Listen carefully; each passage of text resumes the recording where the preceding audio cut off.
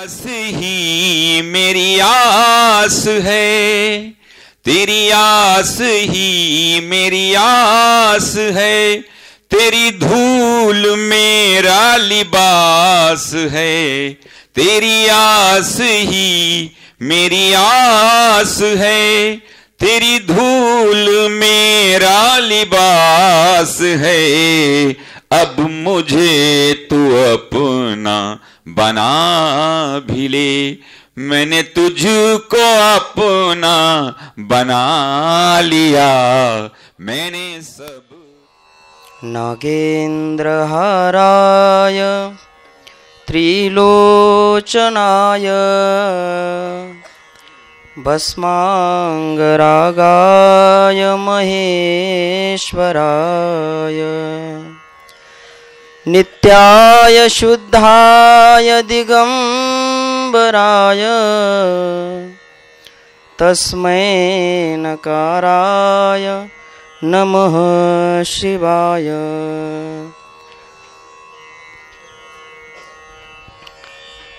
पग घुंघरू बांध मीरा नाची रे, पग घुंघरू, पग घुंघरू बांध मीरा नाची रे, पग घुंघरू।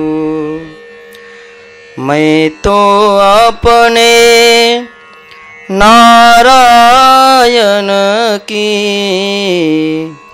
मैं तो अपने नारायण की हो गैया पहिदासी रे, पग घुंघरू, पग घुंघरू बांध मीरा नाची रे, पग घुंघरू। लोग कहे मीरा भई रे बावरी, लोग कहे मीरा, लोग कहे मीरा, लोग कहे मीरा भई रे बावरी। सास कहे कुलनासी रे, पग घुंघरू, पग घुंघरू बांध मीरा नाची रे, पग घुंघरू। विष का प्याला राजा जी ने भेजा, विष का प्याला राणा जी ने भेजा, विष का प्याला राणा जी ने भेजा। पीबत मीरा हासी रे, पग घुंघरू, पग घुंघरू बांध मीरा नाची रे, पग घुंघरू। मीरा के प्रभु गिरिधर नागर, मीरा के प्रभु, मीरा के प्रभु, मीरा के प्रभु, मीरा के प्रभु, मीरा के प्रभु गिरिधर नागर, मीरा के प्रभु गिरिधर नागर। हो गैया पहिदासी रे, पग घुंघरू, पग घुंघरू बांध मीरा नाची रे, पग घुंघरू। मैं तो अपने नारायण की, मैं तो अपने नारायण की हो गैया पहिदासी रे, पग घुंघरू, पग घुंघरू बांध मीरा नाची रे पग घुंगरू।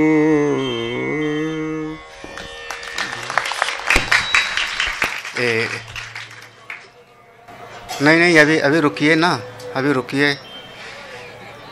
ये अभी तो ये एक आपसी संबंध था। ये हमारे महाराष्ट्र में संत ज्ञानेश्वर जी की पवित्र भूमि से पधारे हैं, आलंदी से। तो ये तो हमारा राजस्थान का भजन सुनाया, अपने यहाँ का सुनाओ, अभंग सुनाओ अपना। अरे बहुत बढ़िया गा। मराठी में? हाँ हाँ हाँ, मैं समझता हूँ, बोल नहीं पाता हूँ मैं। श्री विठ्ठल।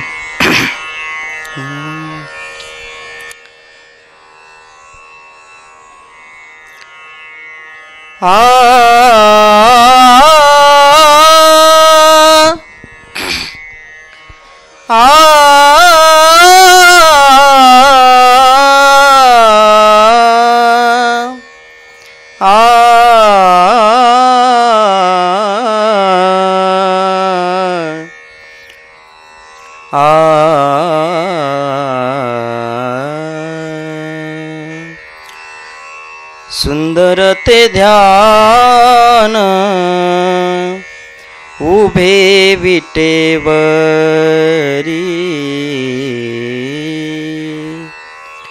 सुंदर ते ध्यान उभे विटेवरी, करकटावरी ठेवोनिया,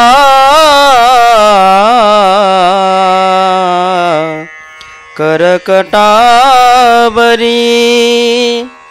ठेवोनिया, तुळशी हार गळा कासे पितांबर, तुळशी हार गळा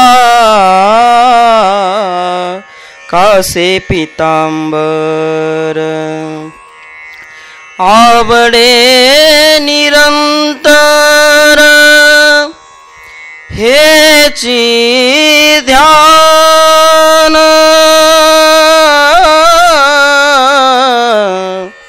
आवडे निरंतर हेची ध्यान, तुळशी हार गळा कासे पितांबर, मकर कुंडले तळपती श्रवणी,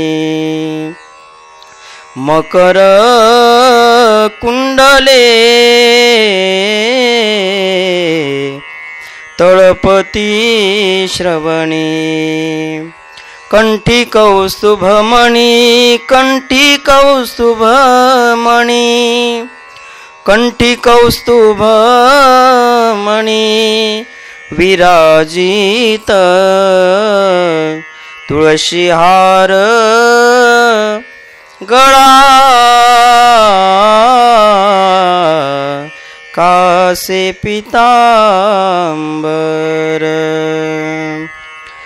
तुका म्हणे माझे हेची सर्व सुख,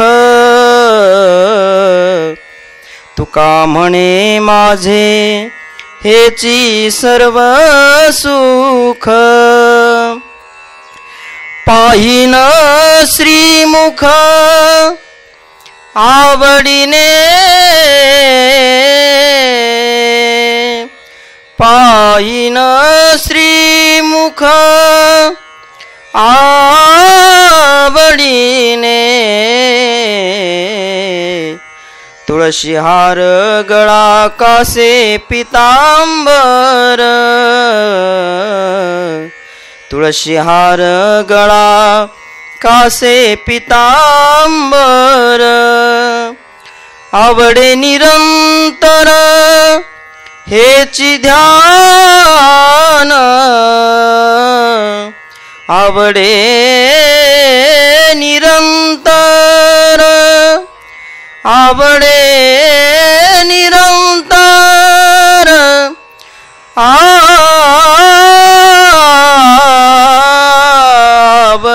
निरंतर हेची ध्यान तुळशी हार गळा कासे पितांबर तुळशी हार गळा कासे पितांबर।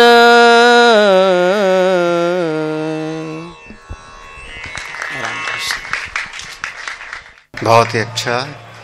ये हमारा एक कीर्तन की परंपरा है, वारकरी संप्रदाय। बड़े भाव से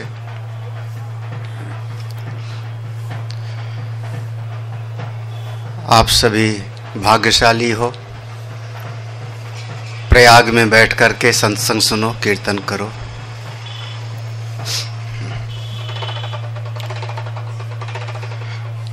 आपके संगीत वाले कहाँ गए?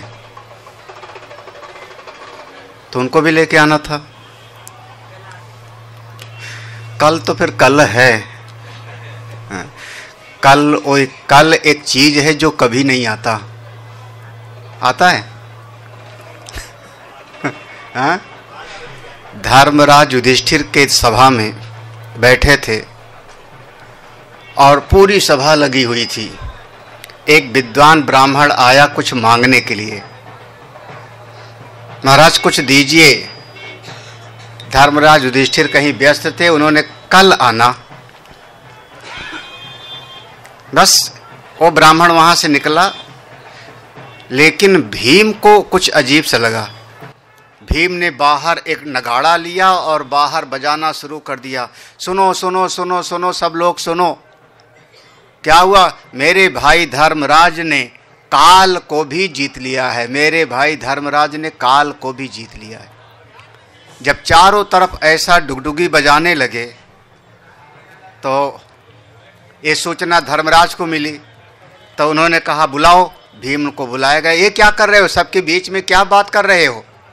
तो भीम ने यही कहा, भैया आपने उस ब्राह्मण को ये कहा कि हम कल देंगे, कल आना। इसका मतलब रात भर तो आप जीवित रहोगे ना, तो आपने काल को जीत लिया। धर्मराज युधिष्ठिर को होश आया, काल का कोई भरोसा नहीं। गई हुई श्वास वापस आई कि नहीं आई। अपनी गलती का एहसास किया, फिर ब्राह्मण को बुला करके उन्होंने दान किया। इसलिए इससे बढ़िया समय और कभी नहीं आवेगा। आपके जीवन का अगर गोल्डन पीरियड है तो ये है, आप संगम क्षेत्र में बैठे हो और थोड़ा विचार करना तो आप गंगा जी के अंदर बैठे हो, पेट में। शहर के भीतर निवास करने का वो पुण्य नहीं होता। शहर में होटल हैं खूब बढ़िया बढ़िया, शहर के अंदर निवास का वो फल नहीं होता। ये इधर से एक बांध मिलता है और इस तरफ झूसी है, दोनों के बीच में गंगा जी का स्थान है। जहां आप बैठे हो यहाँ 3 महीने पूरा पानी भरा रहता है।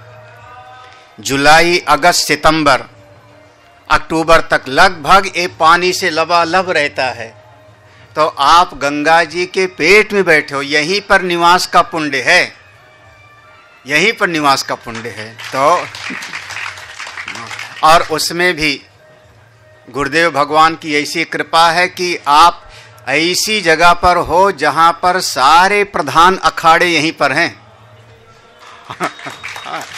यहाँ से संगम केवल 1 किलोमीटर दूर है, पैदल चलोगे तो। और जो लोग कल चलेंगे इलाहाबाद के आसपास, प्रयाग के आसपास से कि आज चलो मकर संक्रांति का स्नान कर लें, तो सवेरे चलेंगे और पैदल चलते चलते अगर शाम को 5 बजे संगम पहुंच जावें तो समझना भगवान की बड़ी कृपा होगी। मुश्किल है, दाएं बाएं घुमाया जाता रहेगा, प्रशासन पैदल वालों को घुमाता रहेगा और वहीं जमुना जी में कहेगा स्नान कर लो या तो इधर गंगा जी में स्नान कर लो। संगम तक पहुंचना मुश्किल होता है। कल पर्व का दिन होगा 14 तारीख का, तो आप ऐसी यहाँ से तो शायद सवेरे जितने लोग निवास कर रहे हैं यहीं गंगा जी में डुबकी लगा के आ गए सब लोग 5-10 मिनट में। हाँ, तो ईश्वर की कृपा है, जितना यहाँ पर आप दान करते हो, पुण्य करते हो, सेवा करते हो, मंत्र का जाप करते हो और सत्संग सुनते हो, उसका अक्षय फल प्राप्त होता है। भगवान की कृपा है, हम लोग थोड़ा सा कुछ सत्संग सुन लेते हैं। ओम सहना भवतु सहनो भुनक्तु सह वीर्यं करवावहै तेजस्विनावधीतमस्तु मा विद्विषावहै। ओम शांति शांति शांति। अखंडमंडलाकारं व्याप्तं येन चराचरं तत्पदं दर्शितं येन तस्मै श्री गुरवे नमः। अज्ञानतिमिरान्धस्य ज्ञानाञ्जनशलाकया चक्षुरुन्मीलितं येन तस्मै श्री गुरवे नमः। गुरोर्ब्रह्मा गुरोर्विष्णु गुरोर्देवो महेश्वरः गुरोर्साक्षात् परं ब्रह्म तस्मै श्री गुरवे नमः। त्वमेव माता च पिता त्वमेव बन्धोश्च सखा त्वमेव विद्या द्रविणं त्वमेव सर्वं मम देवदेवो। पूज्य महाराज श्री, समुपस्थित सभी संतजन, सभी भक्तजन, तीर्थराज प्रयाग, यहाँ के प्रभाव को, यहाँ की महिमा को कौन क्या कह सकता है। एक दो बातें आज प्रयाग के बारे में हम कर लेते हैं, फिर थोड़ा सत्संग की बात। स्वयं पवित्र करने वाली हमारी गंगा जी और जमुना जी, माँ जमुना वो भी हिमालय से निकलती हैं, जमुनोत्री से, और गंगा जी वो भी हिमालय से निकलती हैं। जमुना जी कर्म की प्रतीक हैं और माँ गंगा भक्ति की प्रतीक है। जब हिमालय से जमुनोत्री से निकलती हैं तो थोड़ा उनका प्रवाह उधर तरफ जाता है, और एक जिला सुना होगा जिसका नाम है जमुना नगर, जगाधरी, ऐसा सुना होगा। बहुत बड़ा डैम है वहाँ पर, वहाँ से होती हुई और उधर वो पानीपत की तरफ से घूमती घूमती और जमुना जी यहाँ पर आती है। हमारी माँ गंगा जी हिमालय से वो भी निकलती हैं, वो गंगोत्री से निकलती हैं, उत्तरकाशी, फिर हरिद्वार होते हुए बुलंदशहर और आपका बंदायू के पास से होते हुए और ये फाफा मऊ तक आती हैं। यहाँ एक जगह है फाफा मऊ, उसका नाम है। वहाँ पर गंगा जी जैसे ऐसे आती हैं, अचानक यों मुड़ जाती हैं, पूरा जिसको एल शेप में कहते हो। गंगा जी ऐसे धारा आ रही है और वहाँ से टर्न होती हैं और एक दिशा बदल जाती है और आकर के यहाँ पर जमुना जी से मिलती है। तो जो यहाँ का भौगोलिक क्षेत्र है वो यों बनेगा आपका, और इसके बाद गंगा जी यहाँ आके घूम के मिलती हैं और जमुना जी में जब मिली दोनों, उसके बाद जमुना जी यहीं पर लय हो गया जमुना जी का, और उसके बाद अब गंगा जी का प्रवाह आगे चला जाता है मिर्ज़ापुर की तरफ, मिर्ज़ापुर, और उसके बाद फिर बढ़ते बढ़ते फिर वो कलकत्ता की तरफ, वहाँ पर उनका नाम भागीरथी हो जाएगा। वहाँ पर माँ गंगा जी की दो धारा हो जाती है। एक धारा कलकत्ता के पास से ही वो निकलते निकलते भागीरथी नाम से वो सागर में चली जाती हैं, और एक धारा चली जाती है बांग्लादेश में गंगा जी का, और बांग्लादेश में जाकर के उनका नाम वो बदल जाता है। हाँ, पद्मा, देखो स्वामी जी बांग्लादेश में जब वही धारा गई तो वहाँ पर माँ गंगा का नाम पद्मा कह देते हैं, और जाके वहाँ समुद्र में मिलती है। जब दो नदियों के बीच में कोई स्थान होता है तो बहुत पवित्र हो जाता है। दोआब कहते थे। जमीन उर्वरा होती है, लोगों का मन शुद्ध होता है, साधना भजन के लिए बहुत श्रेष्ठकारी होता है। तो ऐसे दो नदियों के बीच में आपका ये ऐसे जगह है। इसलिए प्रयाग का, इलाहाबाद का जगह बहुत कम है। हाँ, जमुना जी के उस पार उसको अरैल बोलते हैं, और गंगा जी के उस पार झूसी बोलते हैं। बीच में ये प्रयागराज, ऐसा तीर्थराज प्रयाग को कह सके प्रयाग प्रभाव। माँ भगवती सरस्वती जी यहाँ पर लुप्त हैं, दिखाई नहीं पड़ती।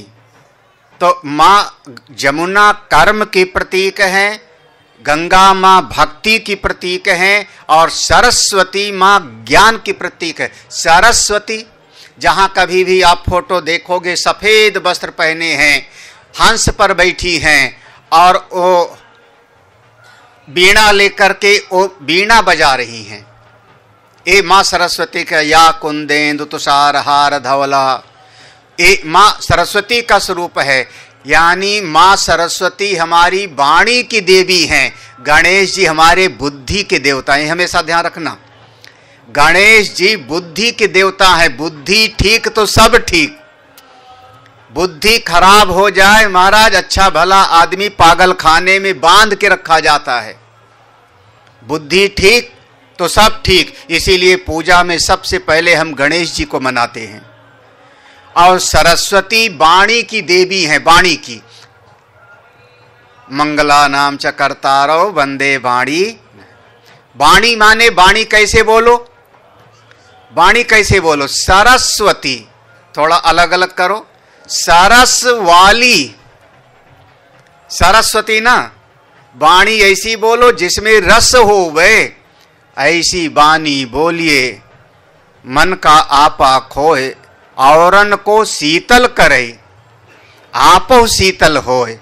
आप वाणी बोलो तो सोच करके बोलो, संभल करके बोलो। आपकी वाणी से आपका संबंध बनता भी है, और आपकी वाणी से आपका संबंध बिगड़ भी जाता है। ये माँ भगवती तीनों का संगम है, कर्म भक्ति ज्ञान का संगम है, इसलिए इसका नाम हुआ तीर्थराज। एक आपको और बात बताते हैं फिर। हाँ, ये बहुत कम लोगों को पता है, शायद यहाँ निवास करने वालों में भी सबसे पूछोगे तो नहीं बता पाएंगे। यहाँ एक पहले हमारी गंगा माँ उधर से बहती थी जहाँ हनुमान जी लेटे हनुमान जी हैं, और वहीं संगम होता था। तो जहाँ संगम होता था उसी कोने पर किला बनाया गया, जिसके अंदर अक्षय वट है। जब किला बनाया गया नदियों के दोनों के संगम में कोने पर, तो ये हमारे हिंदू सम्राट ने किला बनाया था।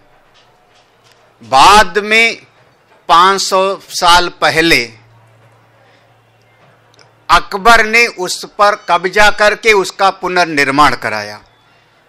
हमारे भारतवर्ष का इतिहास पढ़ाएगा कि अकबर ने 1583 में बनाया। ये भारतवर्ष का जो है, भारतवर्ष में वामपंथियों ने इतिहास का सब सत्यानाश कर दिया। उनकी नजर में मुगल काल महान था, और हमारे महाराणा प्रताप, छत्रपति शिवाजी और ये सब का सब ज्यादा उनका जिक्र नहीं। तो वो हमारा हिंदू सम्राट ने बनाया। जब ये किला बन रहा था तो एक बड़ी घटना बड़ी विचित्र हुई। वो दिन में बनता था मोटी मोटी दीवारें और रात में अपने आप गिर जाता था, बन ही नहीं पाता था। दिन भर बनाया सारे मजदूर, और जब मजदूर सारे चले गए रात में सबका सब धराशायी हो जाता था। तो सम्राट ने बड़े बड़े लोगों को, ज्योतिषियों को इकट्ठा किया, ब्राह्मणों को, महाराज क्या बात है बताओ आप, ये देखो नहीं बन रहा है। तो उन सब ने कहा महाराज ये बलि मांग रहा है, ये स्थान पर अगर कोई बलि चढ़ाओगे तो ये बनेगा। ये बलि महाराज अभी भी पश्चिम बंगाल, आसाम, त्रिपुरा, मेघालय, नागालैंड चले जाओ, उत्तराखंड में चले जाओ, तो कलकत्ता में चले जाओ तो काली माँ तो हमारा लेती रहती हैं। बलि मांग रहा है। अगर श्रेष्ठ कर्म आपको करना हो तो पूरा जीवन लगाना पड़ता है, यही बलि है। आदमी कहता है इस लक्ष्य को पाने के लिए मैंने जीवन खपा दिया, यानी पूरा जीवन चढ़ा दिया ना। कोई भी एक श्रेष्ठ पद पाना हो, सम्मान पाना हो, धन पाना हो, नौकरी पानी, एक बच्चा 15 साल अपना बलि चढ़ा देता है तो आईएएस बनता है 10 साल। बलि मांग रहा है, किसकी बलि चढ़ावें? तो कहा बलि चढ़ा, काटना नहीं है, 3 को इसमें जिंदा चिनवा दो दिन में, हाँ तब एक किला बनेगा। और वहां पर 3 चीजों को जिंदा चिनवाया गया किले की दीवार में, और तब ये बना किला जिसको हम लोग कहते हैं यहाँ का किला। उसमें एक हाथी, एक गाय और एक, हमारा शास्त्र में नाम इस स्थान का प्रयाग था है, लेकिन एक बहुत अच्छे ब्राह्मण थे, यहाँ के स्थानीय निवासी थे। उनका नित्य का नियम था कि प्रतिदिन आते थे और त्रिवेणी माँ में स्नान करके तब जाते थे, और ऐसे नियम के पक्के थे वो ब्राह्मण देवता कि घर में अपना एक बार स्नान करके तब आते थे।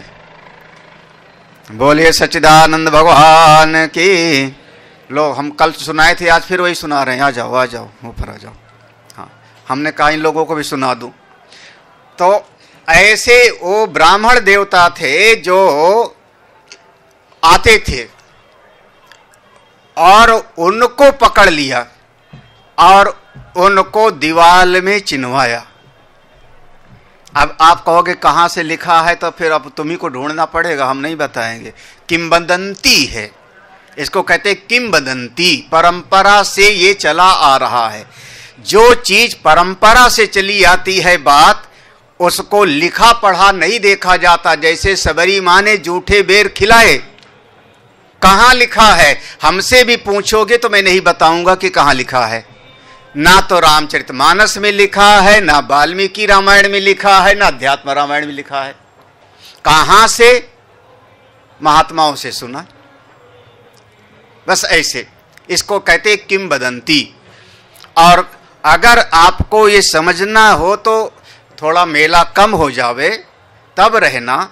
वहीं नाव मिलती है किला के किनारे, नाव पर बैठना और कहना मुझको यमुना जी का दर्शन कराओ। उस नैनी वाले ब्रिज तक ले चलो घुमाते। किनारे किनारे जब वो नाव वाला ले जावेगा और जानकार पुराना केवट है तो आपको जगह दिखाएगा जहां तीनों का एक मूर्ति बना दिया है किले की दीवार में। और वहां यहाँ के लोग वहां पर सिंदूर वगैरह चढ़ाते हैं, उसकी कुछ लोगों की मनौती होती है।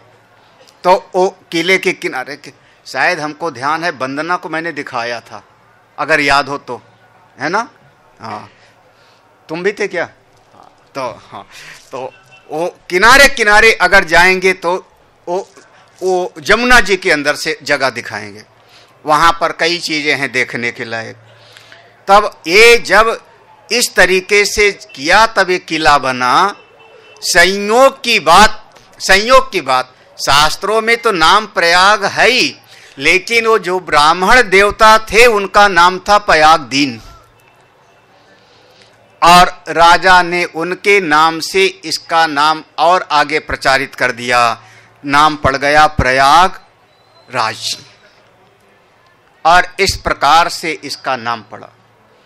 तो यहां पर जब आओ, आप आए हो तो अक्षय वट अंदर है किले के, अक्षय वट के नीचे अक्षय वट कैसा होगा आप कल्पना करिए। अक्षय वट की पहले के समय में यहां पर एक मान्यता थी। हमारे शास्त्र में तो सबके लिए विधान है, सब चीज के लिए विधान है। आपको बेटा चाहिए तो ऐसा यज्ञ करो, राज्य चाहिए तो ऐसा यज्ञ करो, आपको कोई और चाहिए तो ऐसा यज्ञ करो, और धनम दे जन्म दे ही ऐसा कुछ पढ़ते हैं। आखिर में कहते हैं जो हमारा दुश्मन है उसको भी, कोई है, कोई बता सकता है श्लोक दुर्गा सप्तशती का? यशोदे, आगे आगे पढ़ते तो हो तुम लोग। हाँ, इसका मतलब क्या हुआ? दुष्यो जय, इसका मतलब क्या हुआ? जो हमसे द्वेष करता है उसको तुम मार डालो देवी। तो हमारे यहां सबका विधान है। तो एक विधान ये भी है कि अगर कोई कहता है नहीं मैं मर नहीं चाह रहा हूं, अरे भैया उसने कहा जिंदगी देख ली, हाय हाय दुनिया से मैं भर गया, अब तो मरना ही है मुझको। सास ने कहा अच्छा मरना चाहते हो, बढ़िया, तुम्हारे लिए विधान बताता हूं। मरने का भी विधान बताया। डॉक्टर साहब घबराना मत, क्योंकि डॉक्टरों का काम होता है बचाना। हाँ, लेकिन अगर कोई मर नहीं चाहे तो क्या करोगे? तो कैसे मरना? देखो शास्त्र बचाने का उपाय बताता है। शास्त्र बता रहा है कि तुम कैसे मरो, लेकिन उसमें उपाय है कैसे इसकी रक्षा हो जावे। देखो प्रयोजन अलग होगा, लेकिन शास्त्र क्या कहेगा? अच्छा अगर तुम मरना ही चाहते हो ना तो घर में मत मरना, आग लगा के मत मरना, ट्रेन के नीचे कट के मत मरना, नरक जाओगे, अकाल मृत्यु होगी, आत्महत्या पाप है, ऐसे मरोगे तो नरक जाओगे। तो कैसे मरूं? बोले जब कभी गुरुवार के दिन पुष्य नक्षत्र होवे तब मरना। गुरुवार के दिन कौन सा नक्षत्र होवे? पुष्य नक्षत्र होवे, तो उसका नाम होगा गुरु पुष्यामृत योग, उस दिन मरना। और यहां नहीं, प्रयाग में मरना, वहां जाना। अच्छा महाराज, अब देखो शास्त्र विधान बता रहा है, और इसमें प्रयोजन क्या है शास्त्र का? आदमी ज्यादातर भावावेश में मरता है। जब भावना का उबाल होता है तब मर जाता है। अगर उसका वो भाव थोड़ी देर के लिए टल जावे ना तो अपना टाल देता है। हाँ? है ना? एक बुढ़िया माई थी, वो रोज जंगल से घास काटती, लकड़ी काटती, लेके लकड़ी आती तो बार बार कहते हे जमराज उठा ले मुझको, अब नहीं रहा जा रहा है। रोज ऐसे कहती, आदत थी, कमर से झुकी हुई थी। एक दिन वो गट्ठर लेके चली और गट्ठर पटका, रास्ते में सुस्ताने लगी, हे जमराज हमार कागज भुलाई गयो तू। ये यहाँ की भाषा है। हाँ, जमराज हमार कागजवई भुलाई गए। अरे कब? महाराज हे भगवान, अचानक जमराज प्रकट हो गए। माई क्या कहती है? मैं हूं, आ गया हूं, क्या चाहती है? चल चल तुझको ले चलते हैं। उसने देखा भैंसे के ऊपर बैठे हुए।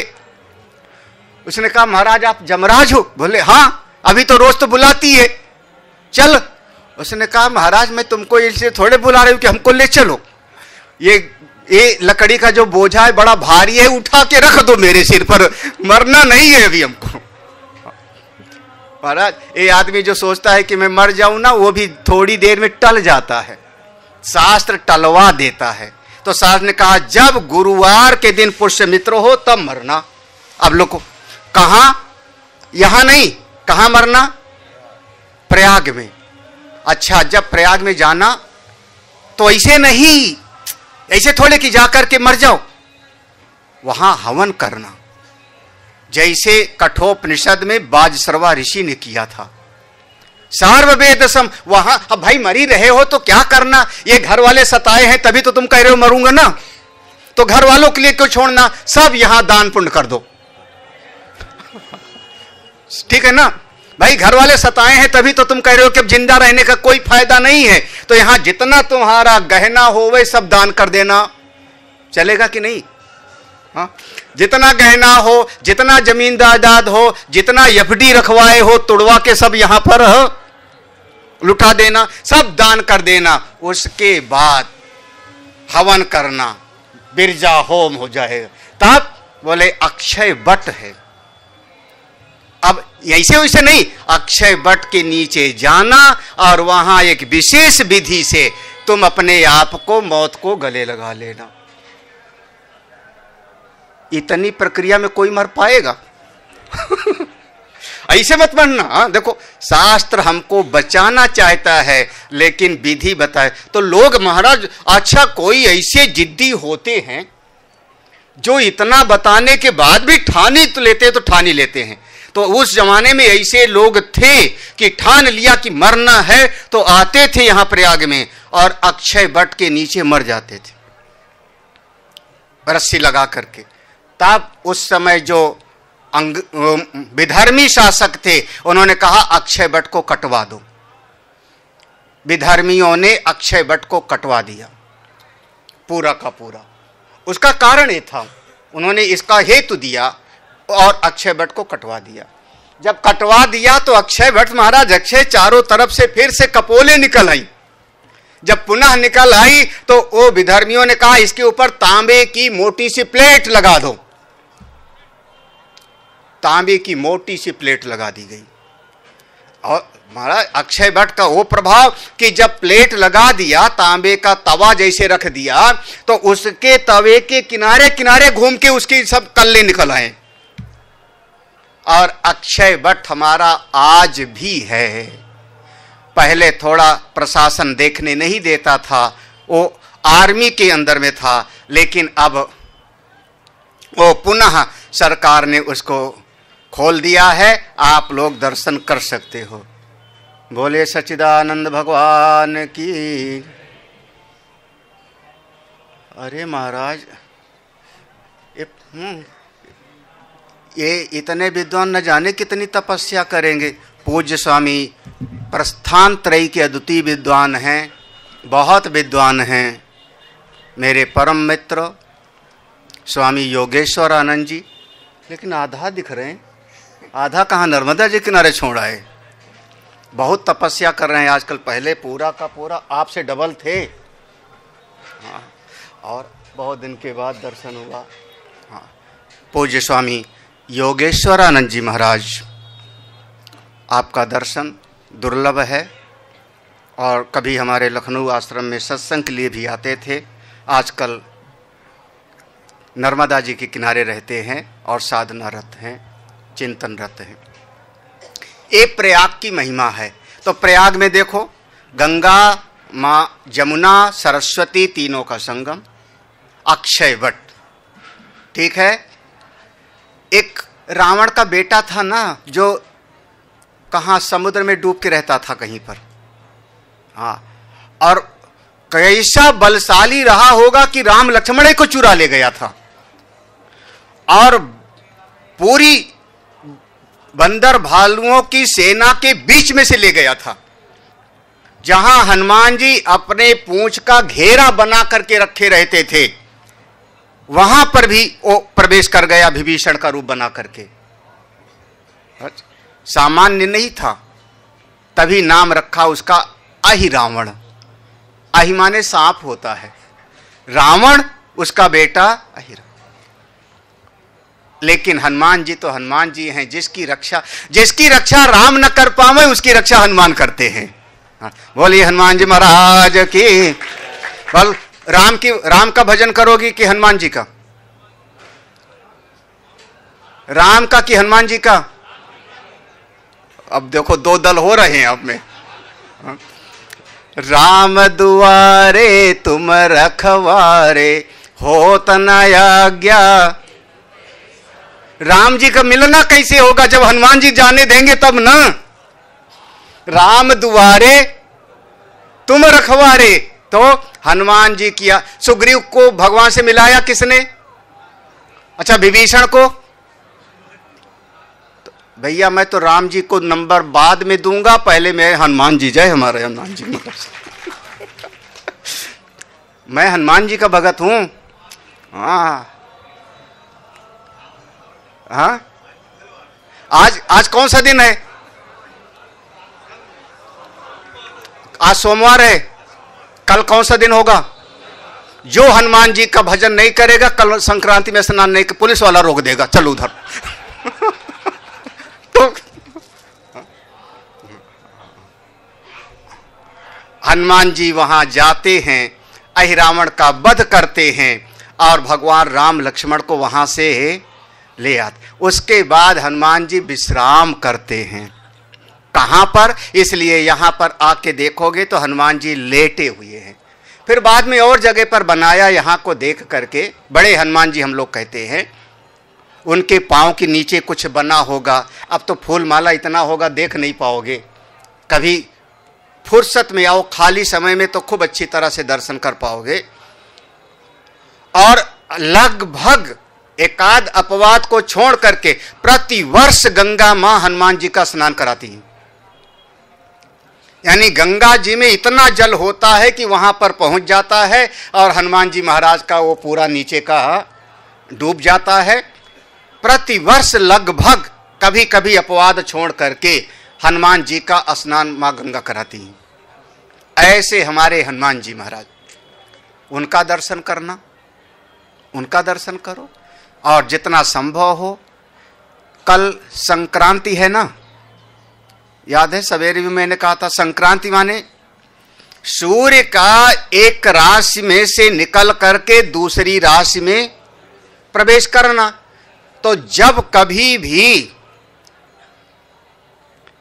एक छोटी जगह से निकल के आप श्रेष्ठ में प्रवेश करते हो तो उसका नाम होता है संक्रांति।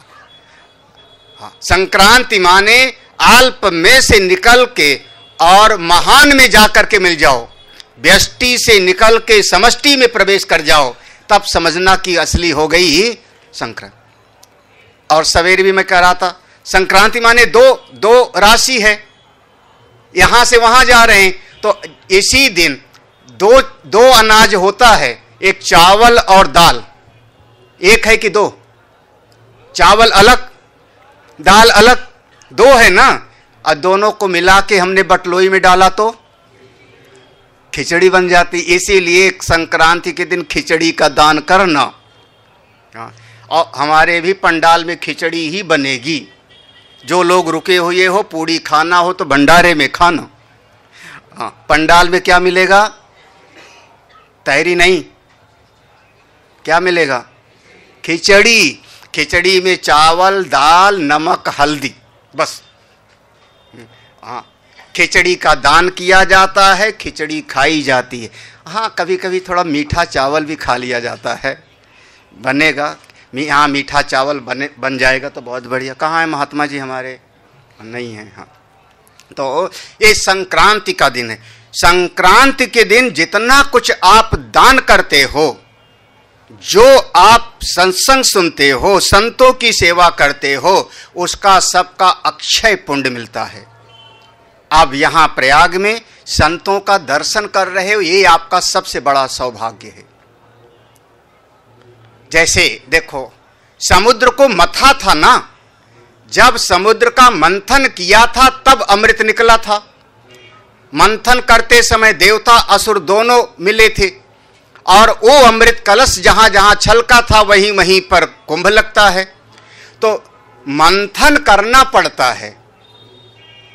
जैसे अब घर में दही होती है, दही शांत होती है, बिल्कुल शांत होती है दही, लेकिन शांत दही में से अगर मक्खन चाहिए तो आपको मथना पड़ेगा ना।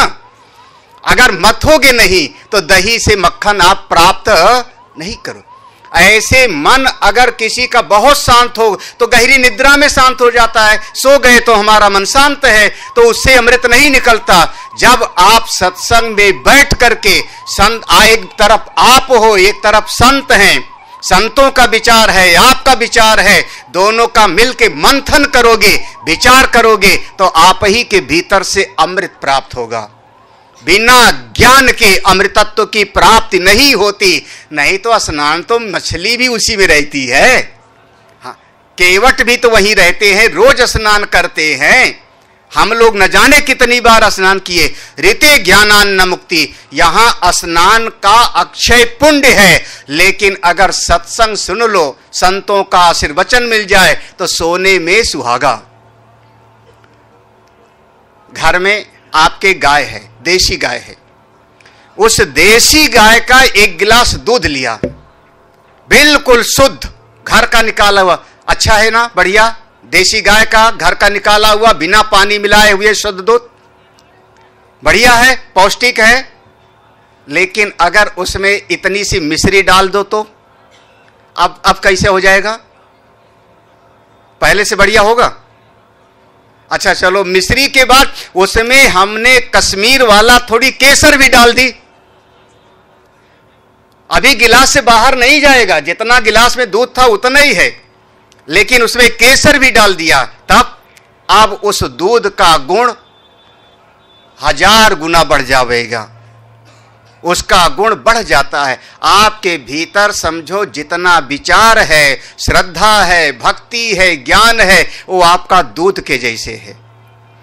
लेकिन जब संतों का आशीर्वचन प्राप्त करते हो तो उसमें मिश्री डाली, संतों का आशीर्वाद आपने प्राप्त किया तो उसमें केसर डाला, तो आपका ज्ञान और बढ़िया हो जाता है, और वही ज्ञान आपको अमृतत्व की प्राप्ति कराता है। तो संतों की कृपा मिले, सुनाने का तो बहुत कुछ मन करता है, लेकिन कुछ आज, कुछ कल, कुछ परसों, रोज का रोज सुनाते रहेंगे। प्रयाग के बारे में भी बताते रहेंगे थोड़ा थोड़ा। आज यहीं पर हमारे सामने तीन महापुरुष विराजमान हैं। उस तरफ स्वामी ब्रह्मेशानंद हमारे विद्वान हैं, बहुत विद्वान हैं, प्रस्थान त्रयी के। इस तरफ हमारे स्वामी प्रबुद्धानंद इंदौर से, चिन्मय मिशन के इंदौर के आचार्य हैं, और हमारा इनका पुराना नाता है। कभी हाँ क्या हाँ, हमने कहा महात्मा बन के दिखाओ, और सच में महात्मा बन ही गए, और महात्मा ही नहीं, श्रेष्ठतम महात्मा बन गए। हाँ हाँ, तो ये क्योंकि इनका पूरा परिवार हमसे जो है संबंधित था किसी समय पर, तो ईश्वर की कृपा है, पूज्य गुरुदेव की इन पर बहुत कृपा है, पूज्य स्वामी सुबोधानंद जी का अनुग्रह प्राप्त हैं, इंदौर के चिन्मय मिशन के प्रमुख हैं। हमारे बगल में पूज्य स्वामी योगेश्वरानंद जी विराजमान हैं। हम पहले स्वामी प्रबुद्धानंद जी से इनके कुछ आशीर्वचन सुनेंगे, और फिर पूज्य स्वामी योगेश्वरानंद जी से श्रवण करेंगे। पहले स्वामी प्रबुद्धानंद जी महाराज, और मैं तो यही चाहूँगा कि कुछ दिन के बाद में, या शायद अभी भी लग जाता हो, पता नहीं, इनके नाम के आगे भी एच लग जावे तो बहुत बढ़िया। हमारे चिन्मय मिशन में ऐसा 2 H लग जाता है तो समझो कि वो श्रेष्ठतम पद हो जाता है, हिज होलीनेस। हाँ, तो मेरा आशीर्वाद है, और स्वामी प्रबुद्धानंद जी। हरि ओम। ओम श्री गणेशाय नमः। ओम श्री सरस्वती नमः। ओम श्री गुरुभ्यो नमः। ओम समस्त जन कल्याणे निरतं करुणामयं नमामि चिन्मयं देवं सद्गुरुं ब्रह्म विद्वरम्। पूजनीय स्वामी महामंडलेश्वर जी मंच पे, और 2 प्रस्थानत्रयी के विद्वानों को मेरा दंडवत प्रणाम।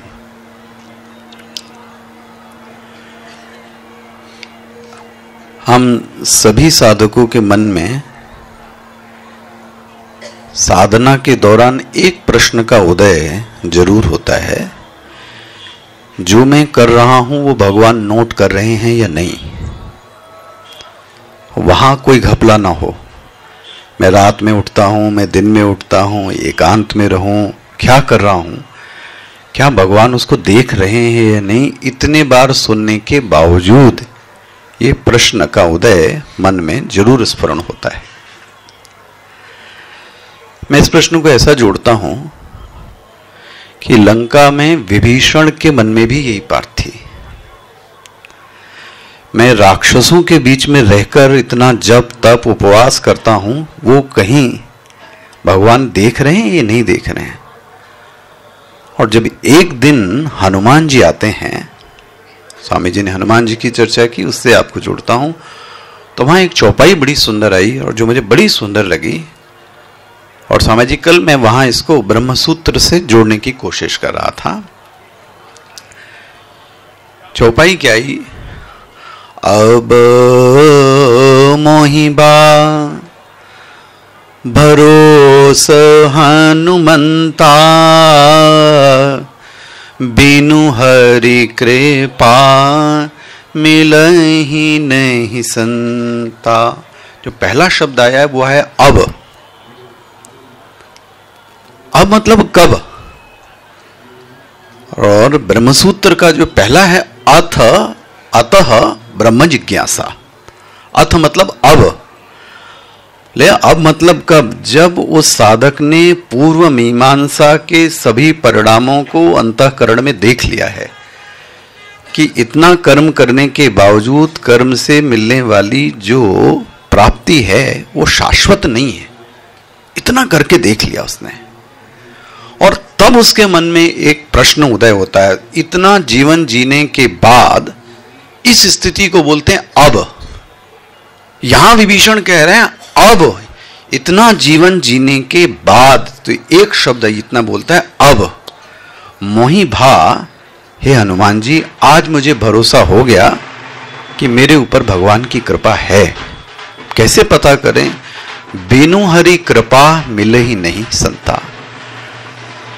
यह भी एक संतों की विचारधारा है कि किसी महापुरुष का जीवन में पदार्पण, आगमन, शुभागमन आपके पुरुषार्थ से नहीं है। किसी संत का प्रवेश हो जावे, आप पक्का मानिए कि वो भगवान की कृपा ही है। अच्छा, ये दो लोग हैं, ये दिखने में बहुत सुंदर हैं, लेकिन इनके पास रहना आसान नहीं है। संत बोलते हैं एक तो हाथी दिखने में बहुत अच्छा लगता है, बट आप उसको पाल के देखो जरा।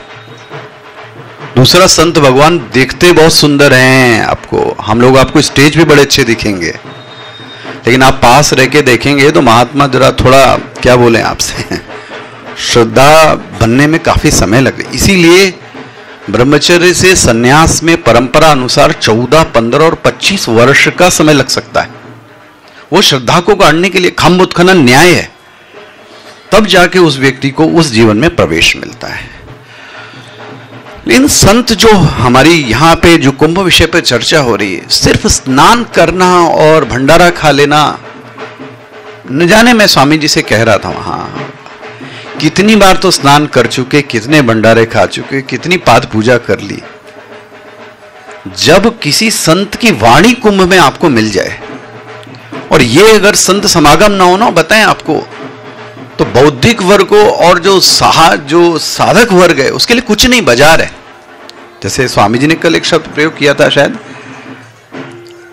ये प्रदर्शन रह गया है, दर्शन गायब हो गया है, आपको शांति नहीं मिलेगी। इसलिए इस बात को बांध के रखिए,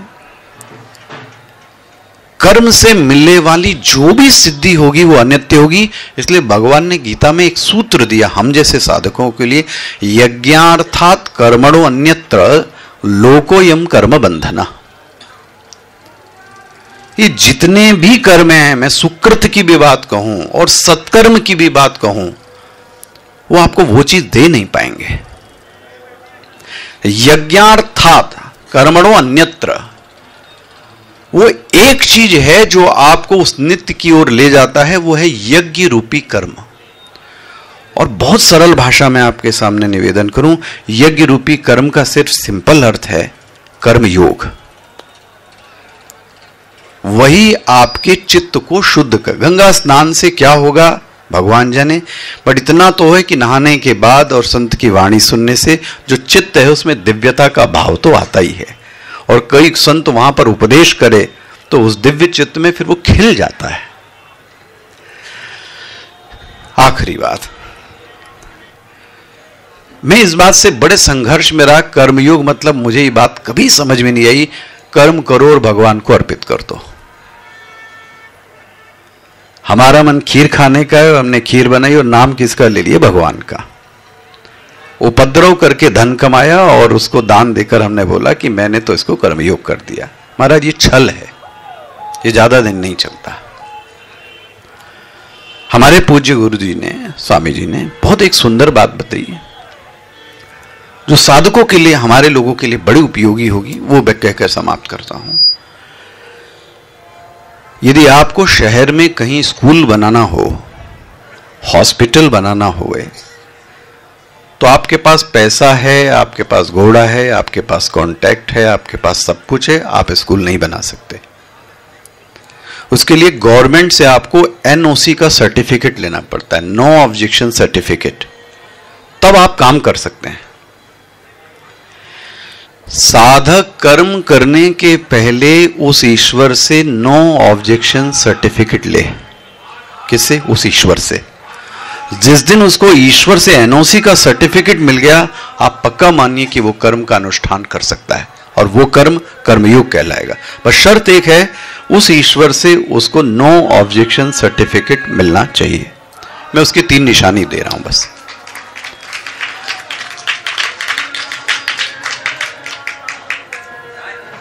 ये 3 चीजों को क्रॉस चेक करिए, ये हाईलाइट, ये जल रही है कि नहीं जल रही है। पहला, जो कर्म मैं करने जा रहा हूं उसकी प्रेरणा कौन दे रहा है? पहला, who is the motivational and the inspirational factor? प्रेरणा कौन दे रहा है? मेरा अहम, मेरा मन, मेरी बुद्धि, मेरा अहंकार, मेरा यश? तो आप समझ लेना वो कर्मयोग नहीं है। उस प्रेरणा को देने वाला भी कौन होना चाहिए? वही। इसीलिए रामचरितमानस कहती है, उर प्रेरक रघुवंश विभूषण। प्रेरणा देने वाला वो होना चाहिए। ये अपने आप में क्लियर होना चाहिए कि ये प्रेरणा मेरी नहीं है, ये प्रेरणा उस ईश्वर से आ रही है। This is the first. Now second, ये किसकी प्रीति के लिए कर रहा हूं? For whom I am performing this action. ये किसके लिए कर रहा हूं? कहीं आप में स्वार्थ की बात आ गई, ध्यान रखिए, वो कर्मयोग बनेगा नहीं। वो ईश्वर की प्रीति के लिए कर रहा हूं, उसका प्रेम बढ़े इसलिए कर रहा हूं। नारद जी भागवत में बोलते हैं, घर घर में जाकर मैं इसका, इस भागवत का, इस कृष्ण चरित्र का, घरे ग्रहे ग्रहे शब्द आप पढ़ना, मैं उस घर घर में जाकर उस भक्ति की स्थापना कर रहा हूं, वो ईश्वर की प्रीति के लिए। नाउ फर्स्ट, किसकी प्रेरणा से काम कर रहे हो? उसके आगे टिक मारिएगा, क्या है हमारी स्थिति, किसकी प्रेरणा से? दूसरा, किसकी प्रीति से? एंड थर्ड एंड लास्ट, ये जितना कर रहे हैं, कहीं अंदर से ये आवाज आती, मैंने किया? किसकी शक्ति से कर रहे हैं? ये 3 चीजें हो गई, किसकी प्रीति, किसकी प्रेरणा, किसकी शक्ति से। यदि इन तीनों का उत्तर एक मिलता है, तब आप पक्का जानिए कि आप क्या कर रहे हैं? कर्मयोग। और ये कर्मयोग उस ब्रह्म ज्ञान के लिए उस अंतःकरण का निर्माण करता है, और उस अंतःकरण में जाकर जब गुरु उपदेश करता है, तत्त्वमसि, गुरु अहम ब्रह्मास्मि नहीं बोलता, गुरु सिर्फ ये बोलता है तत्त्वमसि, और शिष्य की सांकेतिक भाषा है मौन व्याख्यानम प्रकटित ब्रह्म तत्व युवानम। वो शिष्य इसका उत्तर देता है, अहम ब्रह्मास्मि। और ध्यान रखिए, मैं तो ये भी मानता हूं, ये बोलने की भी आवश्यकता नहीं कि मैं ब्रह्म हूं। तो मैं ब्रह्म हूं तो दूसरा अब्रह्म भी है कोई, मैं सत हूं तो दूसरा चित भी है, तो वो अचित हुआ, वहां चुप हो जाता है व्यक्ति। इसलिए प्रेम की भाषा, ज्ञान की भाषा मौन आपूर्यमाणम अचल प्रतिष्ठम, उस प्रतिष्ठा में सवार होता है जहां वाणी से शब्द नहीं निकलते। इसलिए ज्ञान की भाषा भी मौन है, प्रेम की भाषा मौन है। हम लोग सौभाग्यशाली हैं कि इस महाकुंभ के अवसर पर पूज्य स्वामी जी संत वचन और गीता का ऐसा प्रामाणिक वचन आपको सुनने को मिले। पता नहीं कब कहां किसकी किस्मत बदल जाए, इसका कोई ठिकाना नहीं होता। इसलिए हर परिस्थिति को कैजुअल नहीं लेना चाहिए। मैं तो ऐसा मानता हूं हर व्यक्ति से मुलाकात को भी आप कैजुअल मत लीजिए, गंभीर रहिए। कब क्या हो जाए कुछ समझ में नहीं आता। इसलिए कुंभ के अवसर पर पता नहीं किसके क्या राशि में क्या क्या हो रहा होगा, कहां से क्या हो जाएगा। इसलिए जो भी आपको श्रवण करने को मिले श्रद्धा पूर्वक कीजिए, तब वृत्ति में रहकर कीजिए, भोग वृत्ति में रहकर मत कीजिए। जितना हो सके स्वामी जी बोले देने की कोशिश कीजिए। यहां से किसी का लेके मत जाइए, दे के जाइए, खाली होके जाइए। धन्यवाद, प्रणाम। बोलिए गंगे मैया की साधुवाद। आपको आप लोग प्रयाग में बैठे हो तो एक आपको दृष्टांत सुनाते हैं। इलाहाबादी, यहाँ का अमरूद बहुत बहुत प्रसिद्ध है। यहाँ कुआं होता था पहले, पानी के लिए सब जगह पर कुआं होते थे और लोहे की बाल्टी होती थी घरों में। तो कई बार जब हम लोग कुएं से पानी निकालते थे तो रस्सी टूट जाती थी और बाल्टी कुएं के अंदर चली जाती थी। तो यहाँ के लोगों का अनुभव होगा, जब बाल्टी कुएं के अंदर गिर जाती थी तो उस बाल्टी को निकालने के लिए गांव में किसी के घर में कांटा होता था। सबके घर नहीं होता था, किसी एकांत के घर में कांटा होता था। वो कांटा ऐसे लोहे का बना होता था और ऐसे ऐसे छल्ले बने होते थे, उसमें दर्जनों छल्ले लगे होते थे। विनोद याद आया कुछ ऐसा था कि नहीं? चंद्रभाल था। तो जिसके घर में होता था, गांव में एक ही दो के घर होता था, मांग के लाया जाता था। तो वो कांटा उसमें डाल दिया जाता था। उसमें तो पानी है कुएं में, बाल्टी गिरा हुआ है, तो आदमी उस कांटे की रस्सी को ऐसे ऐसे खिसकाता रहता था और कई बार उस कांटे में बाल्टी का कोई कोना फंस जाता था। तो पकड़ आ गई, मिल गई। फिर उसको खींचता था और कई बार खींचते खींचते फिर फिसल के गिर जाती थी। फिर उस कांटा को ऐसे घुमाता रहता था। तो कांटा घुमाते घुमाते कभी न कभी वो बाल्टी फंस के निकल आती थी। तो आप लोग हो बाल्टी, ये दुनिया है कुआं। समझ में आ रहा? ये कुआं भवसागर है, आप लोग बाल्टी हो, गिर गए हो। और ये महात्मा लोग हैं कांटा। तो कोई न अब उसमें एक ही कांटा नहीं होता, हम कई कांटे हैं, तो कोई न कोई कांटा फंसेगा। किसी न किसी कांटे में तो फंसोगे और जब फंस गए तब निकल जाओगे। बोलिए वृंदावन बिहारी लाल की। परम श्रद्धेय पूज्य स्वामी योगेश्वरानंद महाराज जी से। श्रद्धेय महाराज जी, मंचासीन श्रद्धेय स्वामी प्रबुद्धानंद जी महाराज, स्वामी ब्रह्मेशानंद जी महाराज एवं समस्त वंदनीय संतजन तथा इस ठंड के अवसर पर भी पुण्य अर्जन के लिए समुपस्थित पूज्य सद्गुरुदेव के आश्रय में बैठ कर के आप बाहर घूमने फिरने की ख्याल ना करते हुए यहाँ जो आप इतनी सुंदर बातें श्रवण कर रहे हैं, इसलिए आप सचमुच वंदन के पात्र हैं। आप सबके हृदय में विराजमान प्रभु को वंदन है। पूज्य महाराज जी के और अभी श्रद्धेय महाराज जी की भी वचनों में हम लोग बहुत सुंदर बातें श्रवण कर रहे थे। आपसे मैं पूछना चाहता हूं, आप घर से आए हैं तो घर की याद आती होगी कि नहीं होती? याद आती कि नहीं आती? नहीं आती। बहुत अच्छी बात है। फिर तो हमको तो याद आती है, जहां से जिस जगह से छोड़ करके आते हैं उस जगह याद आती है।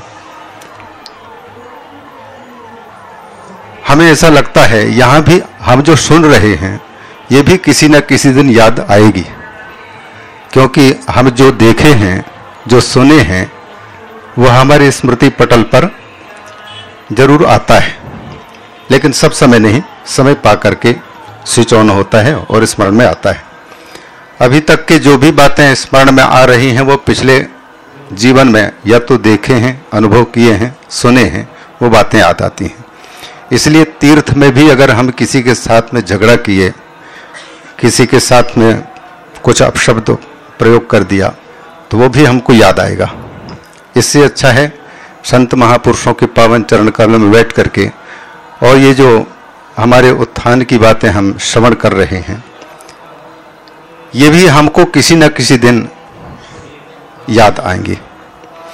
जो सुनते हैं, जो बोलते हैं या देखते हैं, वो स्मरण में आते हैं। इसलिए संत महापुरुषों ने भगवान से प्रार्थना की है कि प्रभु हम अगर कान से कोई बात सुने तो अच्छी बातें सुनने को हमको मिलें, आंखों से यदि कुछ देखने को मिले तो हमारे उन्नति कारक बातें ही कोई घटनाएं देखने को मिले। भद्रम करणे भी शृणुयाम देवाः भद्रम पश्येम अक्षभिर्यजत्राः। और मंथन से संबंधित प्रयाग में चर्चाएं हो रही हैं।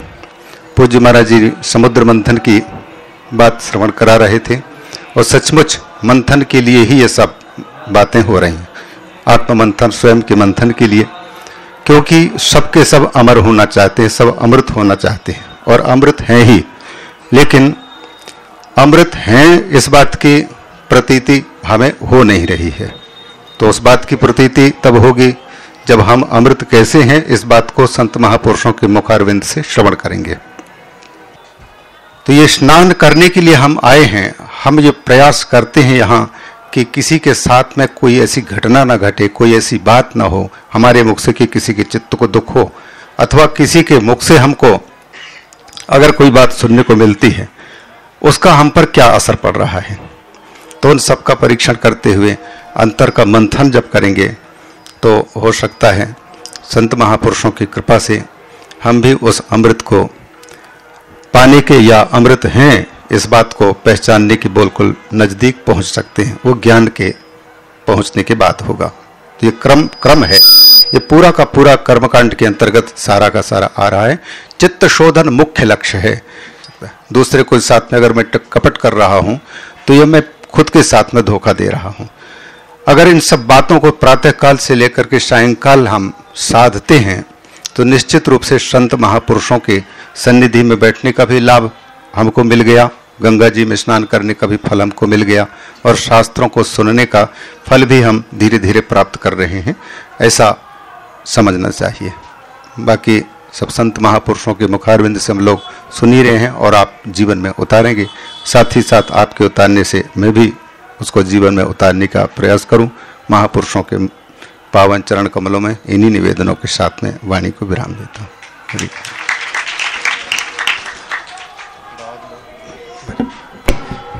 महाराज जी की बहुत ही अनुकंपा है। समय चाहिए महापुरुषों के वचन को पूरी तरह से ग्रहण करने के लिए। तीर्थ में आए हो, बहुत सारे लोग संगम स्नान के लिए आए हो, तो कहते हैं तीर्थ में कुछ यहाँ पर दान पुण्य करो, सेवा करो और कोई एकाध चीज छोड़ के भी जाओ। जैसे सवेरे हम लोग चर्चा कर रहे थे कि तीर्थ में क्या छोड़ना है, तो ज़्यादातर तो लोग खाने की कोई एक सामग्री कह देते हैं, आज से हमने इस खाने को चीज़ को छोड़ दिया, आज से अमुक चीज़ नहीं खाएंगे, अमुक चीज़ नहीं खाएंगे। सवेरे हम चर्चा कर रहे थे इस पर। थोड़ा अपने चित्त से ऐसा लेकर के जाओ कि आज से मैं किसी के प्रति द्वेष की भावना नहीं रखूंगा, क्योंकि सभी भगवान के स्वरूप हैं। अगर कोई मेरा अहित भी कर रहा है तो पता नहीं नारायण ही उस रूप में करा रहे हैं।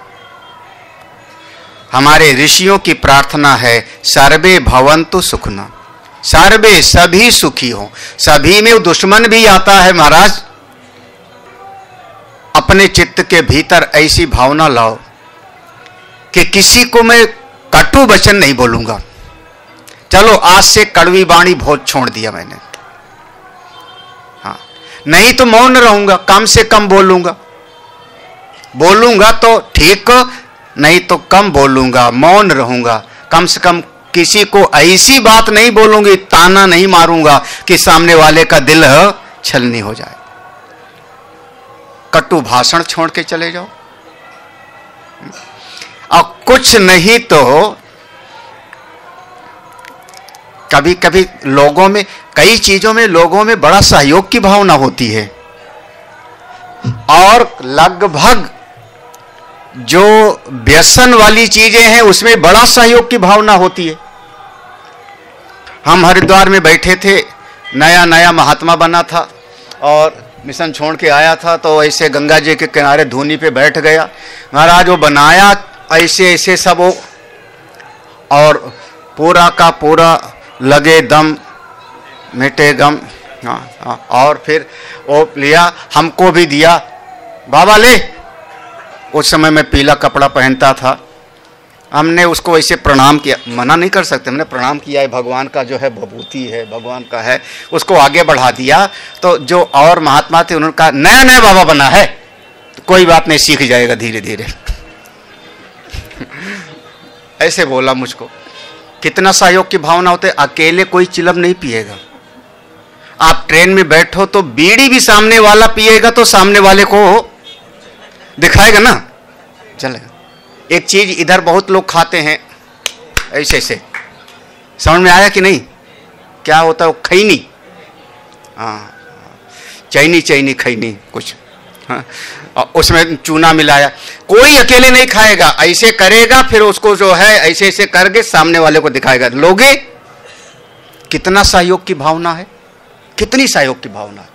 जितनी सहयोग की भावना आपकी व्यसन में है, उतना ही सहयोग की भावना अगर सत्संग में हो जाए तो मित्रम धर्मे नियोजय। आप जब कहीं सत्संग में जाओ तो अड़ोसी पड़ोसी को कहो तुम भी चलो। उसको ना अच्छा लगे तो भी कोई बात नहीं, सामने वाले को नहीं अच्छा लगेगा तो देखो, नहीं अच्छा लगेगा तो परिणाम क्या होगा कि वो हमारे साथ नहीं आएगा, यही तो होगा। या तो हमको उससे नाता हमारा टूट जाएगा। नाता टूट गया तो भी बढ़िया, क्योंकि जो नास्तिक हैं, भगवान के मार्ग पर नहीं आते, उनके साथ संबंध बनाने से कोई फायदा नहीं। जाके प्रिय ना राम, नाता टूट गया तो भी अच्छा, और मेरा कहना मान करके सत्संग में आ गया तो भी अच्छा।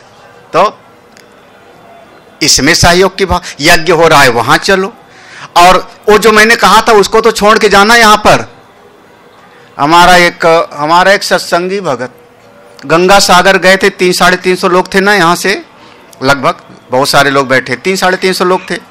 हाँ महाराज, वो दिन भर मुंह चलता रहता था उसका, ऐसे ऐसे। यहाँ बैठे हो तो नाराज मत होना। हाँ, दिन भर मुंह, समझ गए महाराज जी। हमारे ब्रह्मेशन भी समझ गए कौन है। दिन भर, हाँ, ये क्या खाते हो? हमने कहा छोड़ो इसको। महाराज वहीं गंगा सागर में गंगा जी के बीच में संकल्प कराया, और उन्होंने आज से हम गुटखा छोड़ दें, संकल्प किया। उसके बाद से अभी भी जब दिखते हैं तो मुंह तो चलता ही रहता है, पता नहीं लौंग खाते हैं कि गुटखा ही। ऐसे मत करना आप लोग। हाँ, गुटखा छोड़ दो, तंबाकू छोड़ो, और बीड़ी सिगरेट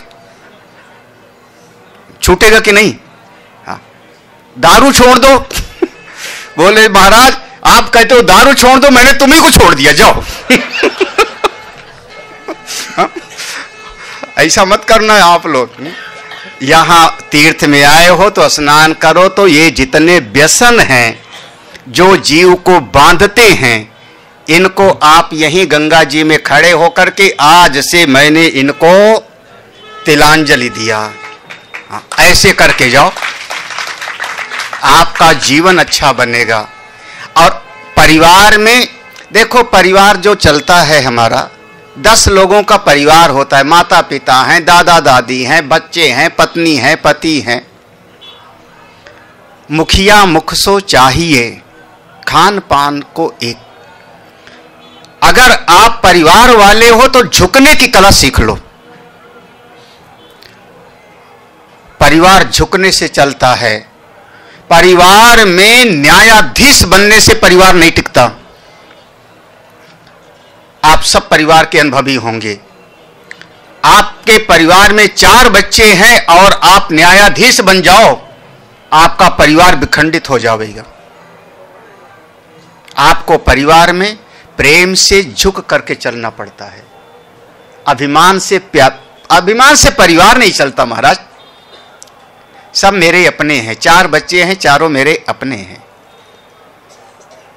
कभी किसी ने मेरा कहना माना और कभी किसी ने मेरा कहना नहीं भी माना, वो भी मेरे ही है ना।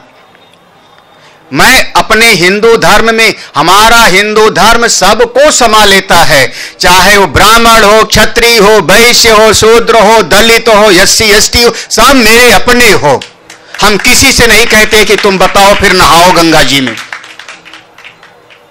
हमने पहले भी कहा था, कल भी कहा था, राजनीति तोड़ती है और धर्म हमारा जोड़ता है। आप मेरे मंदिर में आओ, मैं नहीं पूछूंगा कि आप कौन सी जात के हो। सब दर्शन करो, सब भगवान की भक्ति करो।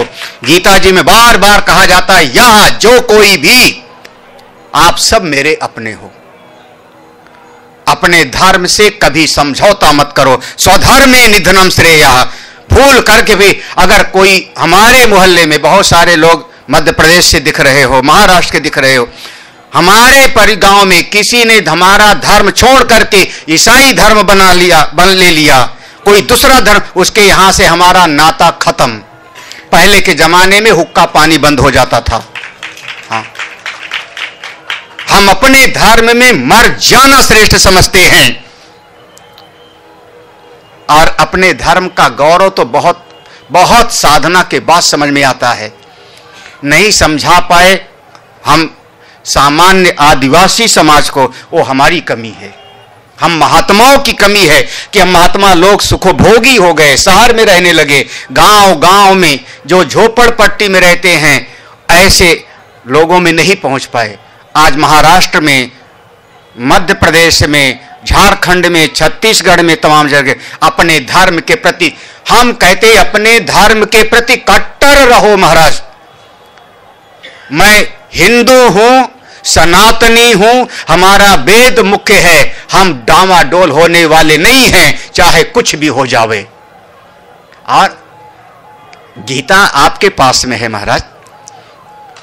हाँ, वो दूसरे धर्म वाले हमारे यहां के लिए बदलते हैं, लोभ दे के, लालच दे करके। तुमको चावल दे देंगे, बताओ, तुमको नौकरी लगवा देंगे। सामान्य लोगों को धर्म बदलते हैं। और हमारे यहां पर हिंदू धर्म में बाहर के बहुत ज्यादा पढ़े लिखे लोग आते हैं। ईसाई हमारे यहां आते हैं, गीता पढ़ते हैं, उपनिषद पढ़ते हैं। आइए ऋषिकेश और काशी में दिखवाएं आपको। तो अपने धर्म के प्रति निष्ठावान बने रहो और कभी घबराना मत। एक गंगा जी की रेती बहुत पवित्र है, जितना चल रहे हो। वृंदावन की गैल में मुक्ति पड़ी बिल खाए, मुक्ति पूछे गोपाल से मेरी मुक्ति बताओ। वृंदावन की गली में मुक्ति, क्षमा करना मेरे सब महापुरुष लोग बैठे हैं मोक्ष वाले। वृंदावन की गली में मुक्ति पड़ी है एक किनारे, कोई पूछ ही नहीं रहा उसको, मोक्ष को कोई नहीं पूछ रहा। और आ गए देवर्षि नारद, उनसे कहा महाराज मेरी तो मुक्ति बताओ, मेरा भला कब होगा, हमारा कोई ग्राहक ही नहीं है। उन्होंने कहा पड़ी रहो इस गैल में, साधु चली चली जाए, उड़ उड़ रज मस्तक धरो, सहज मुक्ति हो जाए। हे मुक्ति यहीं रहो, बड़े बड़े महात्मा लोग इस यहां पर आएंगे, उनके चरणों की धूल पड़ेगी तुम पर तो तुमको मोक्ष मिल जाएगा। निरपेक्षम मुनिम शांतम निर्वैरम समदर्शनम अनुब्रजाम्यहम नित्यम। ये प्रयाग में आपको शायद इतना पता नहीं, इस प्रयाग में बड़े बड़े महात्मा लोग कल मंच पर बोल रहे थे, बड़े बड़े उद्भट विद्वान ख्याति लब्ध यहां गली में भटकते हुए, सड़क पर चलते हुए आपको दिखेंगे, जिनसे मिलना मुश्किल है, जिनका दर्शन पाना मुश्किल है। ऐसे बड़े बड़े विद्वान ख्याति लब्ध महात्मा यहां सड़क पर ऐसे शाम को घूमते हैं। महाराज, उनके चरणों की रज मिलेगी, आपका जीवन पवित्र हो जाएगा। तो अगर आपको सड़क पर भी सोना पड़े तो घबराना मत। मैं जितने पंडाल के अंदर लोग बैठे हो, आप तो छत के नीचे बैठे हो, जितना अंदर बैठे उससे ज्यादा लोग बाहर खड़े हुए सुन रहे हो। मैं सीधा कहूं, जितने अंदर लोग बैठे हो ना, वो सब मेरी वाणी आपको मिल रही है, मैं वाणी से आशीर्वाद दे रहा हूं। लेकिन जितने बाहर खुली जगह में खड़े होकर सुन रहे हो, तुम सब मेरे दिल में बसते हो, तुमको मेरा हृदय आशीर्वाद देता है। हाँ, खुश रहो, सब लोग सुखी रहो, भगवान की कृपा मिले। ये सब लोग संगम में स्नान करना, कल खूब भगवान की भक्ति करना, घर जाना तो कोई एक नाम का आश्रय लेके जाना। राम राम कही जे जमु, अरे एक नाम का आश्रय। हाँ, नाम ले, कोई नारायण ना, एक पापी आदमी केवल अपने बेटे का नाम रखा था नारायण, और उसकी भी मुक्ति हो गई। तो आप चलते फिरते काम करते रहो, नाम जपते रहो। ओम नमः शिवाय, हरे राम राम राम हरे हरे। कोई भी एक मंत्र का अपने जीवन में धारण कर लेना, आपको सहज भगवान की कृपा मिलेगी। आज का ये सत्संग मैं अपनी वाणी को यहाँ विश्राम दे रहा हूँ। इसके बाद आरती होगी, आरती के बाद यहाँ शिव महिमा का पाठ होगा, और शिव महिमा के पाठ के बाद में आज का एक कार्यक्रम समाप्त होगा। बोलिए गंगे मैया की, हनुमान जी महाराज की, सभी संतों की, सभी भक्तों की जय हो। ओम नमः पार्वती पतये, हर हर महादेव। अच्छा, हाथ क्यों उठाया इसे हर हर महादेव कहने के पहले? आप सब जैसे कहते हैं ओम नमः पार्वती पतये हर हर, हाथ क्यों उठाया? तो इसका मतलब है, देखो, जैसे कोई आदमी जब नदी में डूब रहा हो, एक बार डुबकी लगाई, पानी पी गया, और जरा सा गर्दन आएगा तो ऊपर क्या करेगा? वो हाथ उठा के चिल्लाएगा, प्रभु बचाओ बचाओ ना। तो भगवान गरुड़ पर बैठ के दौड़े आते हैं, कभी गजेंद्र को बचाते। तो ये हाथ उठाना माने भगवान को। और दूसरी बात है, घर में छोटा बच्चा हो गए साल भर का, उस बच्चे के सामने खिलौना रखा हो, लेकिन बच्चे के मन में आ गया कि मां मेरी जा रही कहीं, तभी देखो टीवी चला दिया, खिलौना दे दिया, मोबाइल दे दिया, मां जाने वाली है। वो बच्चा इतना चिल्लाएगा, खिलौना फेंक दिया, मोबाइल फेंक देगा, और दोनों हाथ उठा के गोद में लो, हमको भी चलना है। तो मां अंत में हार के बच्चे को गोद में लेके चल पड़ती है। ऐसे भगवान जो हाथ उठाता है, भगवान उसको अपना लेकर के चल पड़ते हैं। ओम पूर्णमदः पूर्णमिदं पूर्णात् पूर्णमुदच्यते पूर्णस्य पूर्णमादाय पूर्णमेवावशिष्यते। ओम शांति शांति शांति।